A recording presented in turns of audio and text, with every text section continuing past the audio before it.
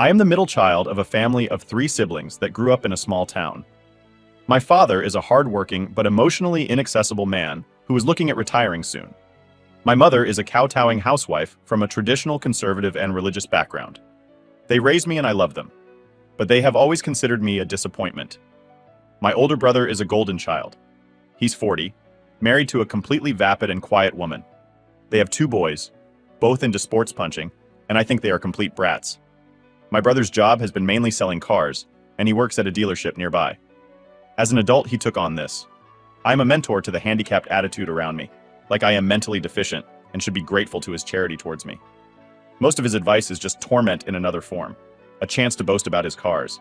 Big house trophy wife, 2 athletic kids, powerboat, ATVs, and all that. I was the kid who cried too much and made excuses.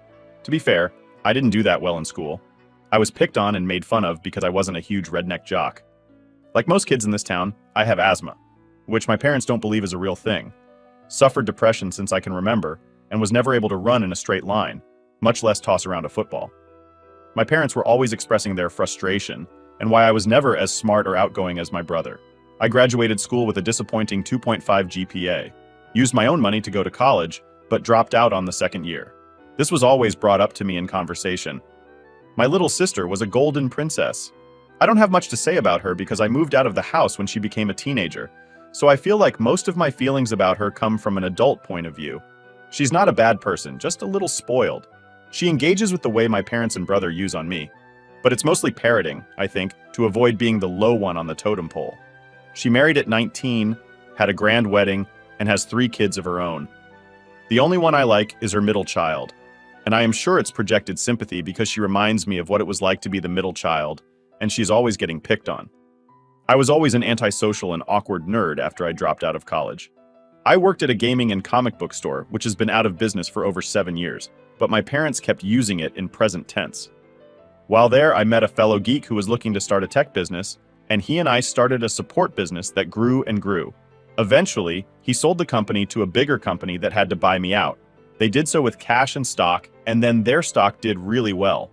During this time, I invested or created some extra business interests, with a lot of them being lucrative. Without getting too much into it, I am currently worth 7 figures of assets and currently work as a CTO of another private startup. But I don't live extravagantly because I don't need to. I drive a 15-year-old Saturn, live in a 2-bedroom house, albeit a nice neighborhood, and all my furniture is secondhand. I'm still single, see a therapist, and I'm busy. Most of the time I have to fight alcoholism, which my parents do not support whatsoever, because they think that it's all in my head, like the asthma and depression.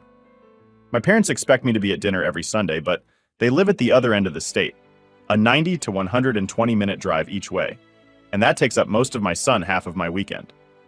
But they just assume as a single mental case. As my brother calls me openly, I don't have anything better to do. For 3 hours I had to endure everything from coerced praise of my brother's latest big sale, to being told advice on how to live my life, grow up, get married, and be an adult for once. If I skip a dinner, I'll hear about it. Next? Dinner. My parents haven't said I am a moocher per se, but it's implied, which always puzzles me. In fact, I never have a good answer from my therapist as to why I still kept going, because any success I have had is belittled or redefined in some negative light. I haven't exactly shared my life with anyone back home until very recently. Everyone still thought I worked in that gaming store. My life of retail sluggishness was compared to the outgoing and go-better lifestyle of my brother, who had a real job like a grown-up.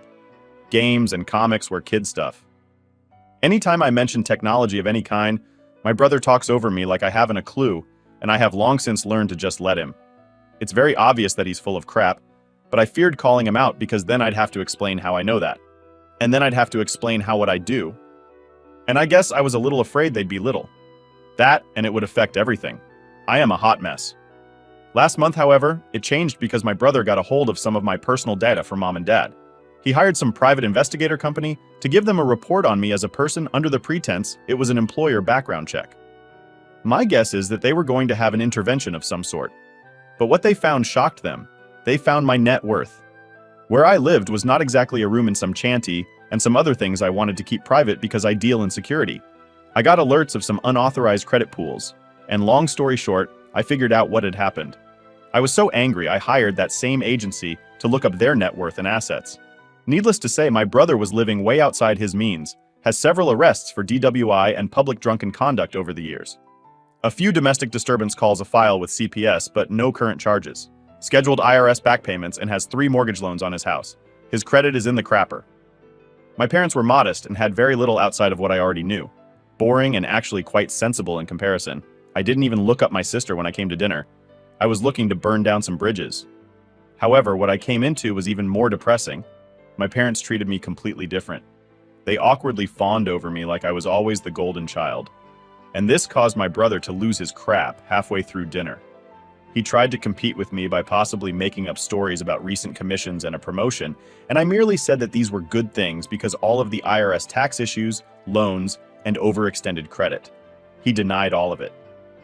I handed him a copy of my report and said it was he who inadvertently suggested that agency when he pulled mine.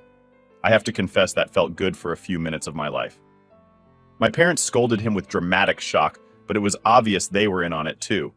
They had to have given him the social security number for one. It was sickening. And I got no joy over the fight. I felt like I couldn't define the disdain I had for my family until this moment. They were all greedy cowards. The next hour, they threw each other under the bus while I just kept quiet when I could. Sometimes they'd turn on me and I'd give nonchalant single-word answers or shrug a lot.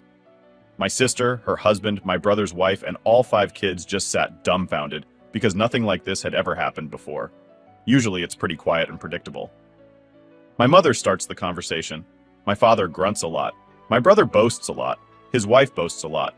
My brother and sisters say what they are up to if they get the chance. And here and there will be some jabs about how I should look up to my brother and be a real man. Now, it was my mom and dad and my brother screaming about all this old news like crap that happened to the family 20, 30 years ago, and whose fault it really was. Like everything unraveled in an email. A free-for-all. Every stupid thing I felt about them was validated. And I feel like I should feel happy or have a sense of justice. But frankly, I feel terrible. I don't think I handled it well. I knew they were awful people. What was I hoping to accomplish by dragging my brother's dirty linen out? Now his kids know, for heaven's sake. It ended when my brother red in the face with fury, blamed me for causing all the problems in this family in one huge summary. You should have never been born. You could tell my mom and dad were trying to shush him in a panic. Something I've never seen them do before that night. But they never acknowledged how they treated me before. I got up at some point and told them I was tired of them all, and I wasn't coming back to dinner anymore. Then my parents accused me of withholding from them. They said some niece or nephew had some ailment I could have fixed and turned a blind eye. I was never aware of these things and no one asked me for help. Frankly, I think they were making it all up on the spot. But I didn't say that. We thought you worked at a comic book store? No, I stopped correcting you 10 years ago. It hasn't been in business since 2011, something I mentioned more than once. Oh, how these narcissists rewrote history was beyond appalling and straight to embarrassing. I finally just walked out and drove home. I have mixed feelings. I feel kind of violated that now. They know how much I'm worth and there is definitely going to be pressure to pay them back because I saw them do this to my brother. I don't want to deal with that. Yes, I am grateful my mom and dad gave me hot food, fresh water, and my own bed to sleep growing up. Yes, we went to amusement parks every summer. And no, I was not beaten by my parents at least. But I was definitely not their favorite. And I feel like any accomplishments I have had as an adult was done in spite of my upbringing. I grew up with them looking the other way when my brother punched me, kicked me, and verbally abused me. Even if they think verbal A is not a real thing, I feel like I'm just done. I know they are my family, but I am just so done with them all. I don't want them to die or anything. I just want to completely cut ties with them and close that chapter in my life. Of course, if I get a girlfriend and want to get married and have kids, how am I going to approach that? Now for the top comments before the update, go! No contact. The only reason they wanted you around before was so they could belittle you to make themselves feel good. And the only reason they want you around now is to get some of your money. Your family is no reflection of you. Frankly, they all suck. You are not a loser. You actually sound like a pretty neat person who got the wrong end of the deal when it came to family. Block their numbers and go live your life without them. I think you did an outstanding job. Lower your contact with your family as much as you like. You know, they are only after your money, so you don't have to have anything to do with them on anything but your own terms. Keep talking to your therapist to help you move into a life without them dragging you down. Go. No contact? Absolutely. If you can pack your things and move to a new city for a fresh start regarding dating. Lots of people are estranged from their families. It can be weird to explain to a potential partner, especially if they're familial. Ties are strong, but you certainly are not the first person who has had to take drastic steps like this. You will build a new family when the time is right. In the meantime, there are a couple of things I think you should do. If you haven't already put a security freeze on your credit accounts, if your brother used resources from the car dealership to pull this info on you, you may want to consider telling them. I don't think they would be pleased to hear they were complicit in fraud. Also, get a lawyer. You are young, but catastrophes happen. And currently your parents are next of kin by default and will inherit everything. Maybe you don't care about that, but if you would prefer to see your assets, go to someone else. Get it in writing as soon as possible. Lastly, find a good counselor. You may experience some grief in the coming months, and it will be helpful to talk through it with a professional. Update 1. After the explosive dinner where my family learned about my financial situation and everything fell apart, I decided to cut ties and focus on my own life. I didn't expect to hear from them for a while, but apparently, they had other plans. A few weeks ago, my parents reached out to me. They started with small talk, trying to act as if everything was normal. But it wasn't long before they got to the real reason for their call. They wanted to talk about my older brother. My golden brother, who has always been their favorite, was apparently in dire financial straits. His lifestyle had finally caught up with him, and he was facing serious financial problems. My parents, without missing a beat, told me that it was my duty to help him out. They argued that since I had more than enough money, it was only fair that I share some of it with my brother to help him get back on his feet. They insisted that family should support each other and that I owed it to them to help my brother out of his mess. I was floored. After everything they had put me through, the years of neglect, favoritism, and belittlement, they had the audacity to ask me to bail out my brother. The same brother who had tormented me growing up, who had treated me like dirt, and who had never shown any remorse for his actions. I told my parents that I wasn't going to give my brother any money. I reminded them of how they had always treated me as the black sheep of the family, and how my success had come despite their lack of support. I explained that I had worked hard for everything I had, and I wasn't about to hand it over to someone who had never respected me. My parents didn't take it well. They accused me of being selfish and ungrateful, claiming that I was abandoning my family in their time of need. They tried to guilt-trip me, saying that it wasn't fair for me to keep all that money to myself while my brother struggled. It was clear they believed I owed them and my brother simply because we were family. Things took an even darker turn when my brother himself called me. He was furious, saying that I was ruining his life by refusing to help him. He threw all kinds of accusations at me, calling me ungrateful, spiteful, and a disappointment to the family. He even went as far as to say that I owed him for all the advice he had given me over the years, despite that advice being nothing but torment. The final straw came when my brother threatened to come after me legally. He said that he would find a way to force me to share my wealth, claiming that I had manipulated our parents into disowning him and that I was the reason for his financial troubles. It was a blatant attempt to scare me into compliance, but I stood firm. I told him that any legal action he took would be met with strong resistance, and that he had no right to my money. I made it clear that I was done with their games, and that I wouldn't be manipulated any longer. After hanging up, I decided it was time to take definitive action. I contacted my lawyer and set up legal protections for my assets. I also changed my phone number and tightened my security measures to ensure that my family couldn't continue to harass me. It was a tough decision, but one that I knew was necessary to protect myself and my future. Since then, I've felt a mixture of relief and sadness. It's hard to completely cut ties with your family, even when they've treated you poorly. But I know it's the right thing to do for my mental health and well-being. I'm focusing on my upcoming wedding with Alex and building a life that's filled with positivity and love. Thank you all for your continued support and encouragement. Your words have been a source of strength during these challenging times. I hope my story serves as a reminder that it's okay to set boundaries and protect yourself, even when it means making difficult decisions about family. Here's to new beginnings, self-respect, and the courage to stand up for what's right. Update 2. Hey everyone. Just when I thought things couldn't get any more chaotic, my family managed to take their antics to an entirely new level. This latest update is shocking and has turned my life upside down yet again. After I refused to bail out my brother and set clear boundaries with my family, they decided to retaliate in the most public and damaging way possible. They took to social media to badmouth me, airing our family drama for the entire world to see. They painted me as the greedy, ungrateful child who had abandoned their family in their time of need, all while flaunting my newfound wealth. My parents, brother, and even my sister joined in, posting lengthy rants about how I had come into a fortune and refused to share it with my struggling family. They made it sound like I was living a lavish lifestyle while they were on the brink of poverty, conveniently leaving out all the details of their past behavior and the reasons for my decisions. The posts went viral within our hometown community. People who had known us for years were shocked and intrigued by the scandal. My phone started ringing off the hook, and my inbox was flooded with messages. Old acquaintances, distant relatives, and even people I barely knew were reaching out. Some offering sympathy, but most asking for financial help. The situation escalated quickly. People from our hometown were calling and messaging me, asking for loans, investments, donations, and outright handouts. They had all sorts of stories about why they needed the money and why I should help them. It was overwhelming and incredibly stressful. My private life had been turned into a public spectacle, and I felt like I had lost all control. I knew I had to take action to protect myself and my privacy. First, I posted a public statement on my social media explaining my side of the story. I briefly addressed the situation, stating that the portrayal of events by my family was not accurate and that my financial success was a result of hard work and perseverance.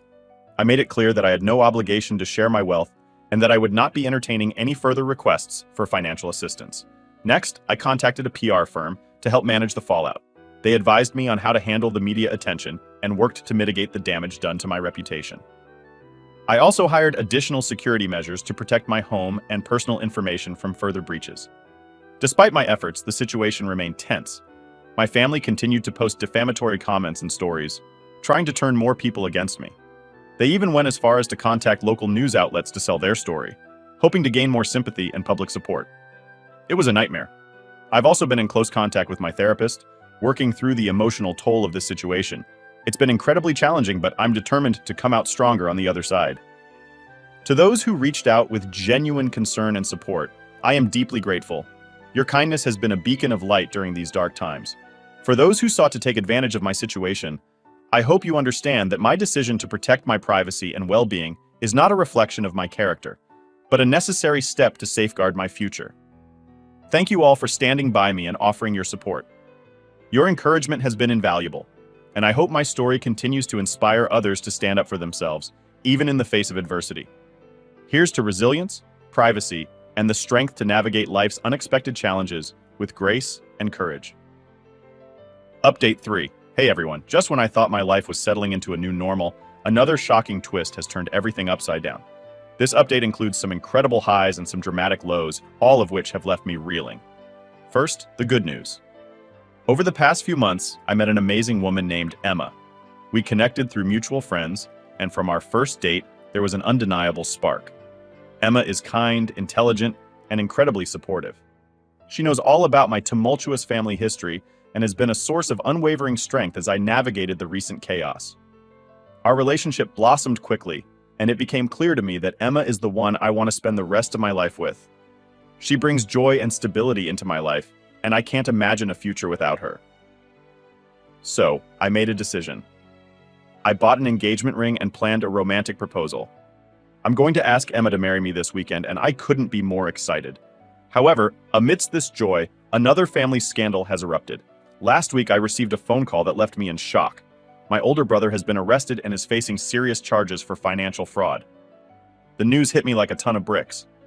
Despite all the animosity and the terrible things he's done, I never expected something like this to happen. From what I've gathered, my brother had been involved in some shady business dealings at the car dealership where he worked.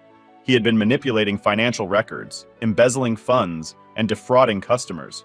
His reckless lifestyle and mounting debts had driven him to desperate measures, and now he was paying the price. The news quickly spread through our hometown, adding another layer of scandal to our already troubled family reputation. My parents are devastated, and the community is buzzing with gossip. Despite everything, I couldn't help but feel a pang of sympathy for my brother. He had made terrible choices, but seeing him go to jail was still a hard pill to swallow. In the midst of this turmoil, I've had to stay focused on my upcoming proposal to Emma. She's been a beacon of hope and positivity, and I want to make this moment special for both of us. I've planned a beautiful evening at our favorite spot overlooking the city, where I'll ask her to be my partner for life. This journey has been a whirlwind of emotions, and I'm grateful for the support of my friends, my therapist, and especially Emma. They've helped me stay grounded and focused on what truly matters. Despite the chaos with my family, I'm determined to move forward and build a life filled with love and happiness. Thank you all for your continued support and encouragement. Your messages have been a source of strength during these challenging times. Update 4. Hey everyone, I didn't think things could get any more dramatic, but my family has once again outdone themselves. Just as I was preparing to propose to Emma, my family's desperate attempts to sabotage my happiness have reached a new shocking low. After planning the perfect proposal for Emma, I was on cloud 9. Everything was set for the big day, and I couldn't wait to ask her to be my wife. However, just days before the proposal, Emma came to me looking deeply troubled.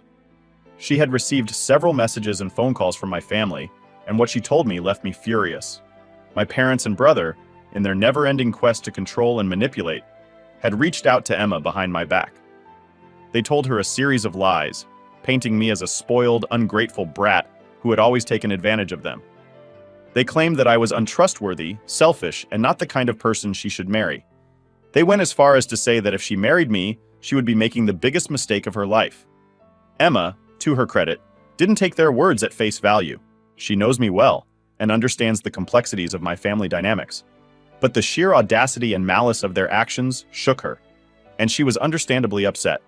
She showed me the messages and recounted the phone calls, and I could feel my blood boiling with each word. This was the final straw. My family had crossed a line, and I knew I couldn't let this go unaddressed.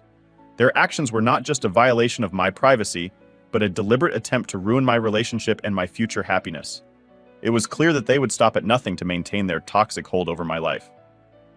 After discussing it with Emma, I decided to take legal action. I contacted my lawyer and explained the situation.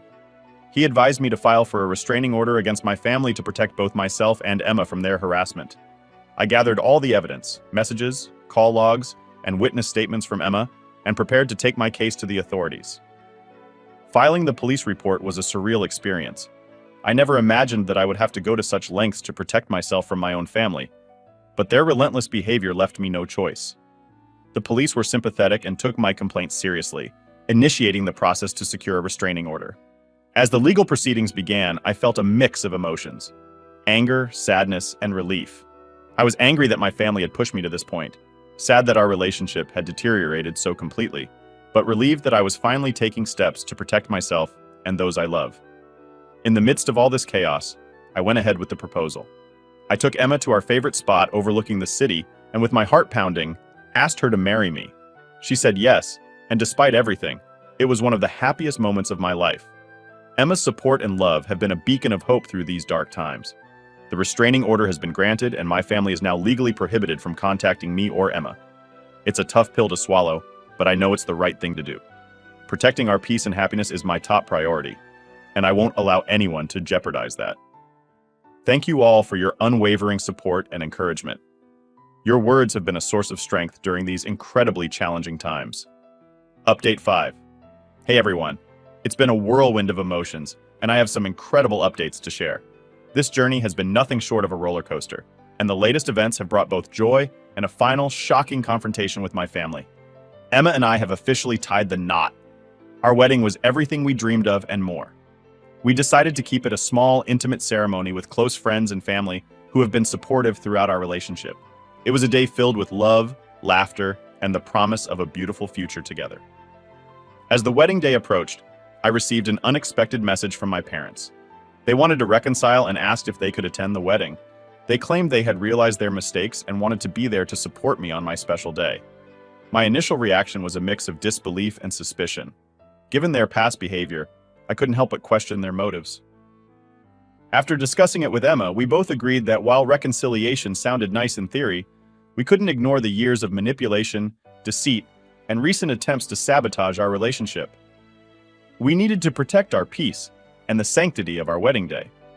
So with a heavy heart, I decided to tell my family to stay away. I met them at a neutral location to have a face-to-face conversation. My parents and brother were there, looking uncharacteristically subdued. They pleaded with me, saying that they just wanted to make things right and be part of my life again. My dad even apologized, albeit reluctantly, for the way they had treated me.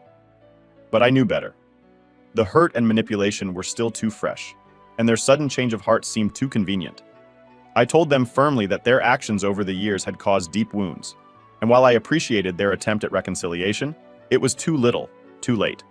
I couldn't allow them to be part of my wedding, as it would only bring more stress and potential drama. My brother, predictably, lost his temper. He accused me of being ungrateful and selfish, saying that I was tearing the family apart. My parents tried to guilt-trip me, but I stood my ground. I told them that my decision was final and that I needed to focus on my new life with Emma.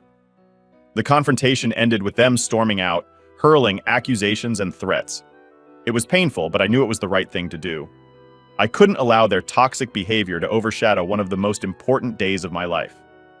Despite this turmoil, our wedding was perfect. Emma and I exchanged vows in a beautiful outdoor ceremony, surrounded by those who truly cared about us. The love and support we felt were overwhelming, and it was a day we will cherish forever. After the wedding, we decided to take a break from everything and went on a honeymoon to a secluded, peaceful location. It was exactly what we needed to start our married life on a positive note. We spent our days exploring, relaxing, and making plans for our future together. Returning from the honeymoon, I feel more determined than ever to focus on my marriage and my career. I've learned that it's okay to set boundaries, even with family, and that my well-being and happiness are paramount. Thank you all for your continued support and encouragement. Your words have been a source of strength throughout this journey. I hope my story serves as a reminder that it's okay to prioritize your happiness and protect yourself from toxic influences, even if it means making tough decisions about family. Here's to new beginnings, unwavering love, and the courage to stand up for what's right.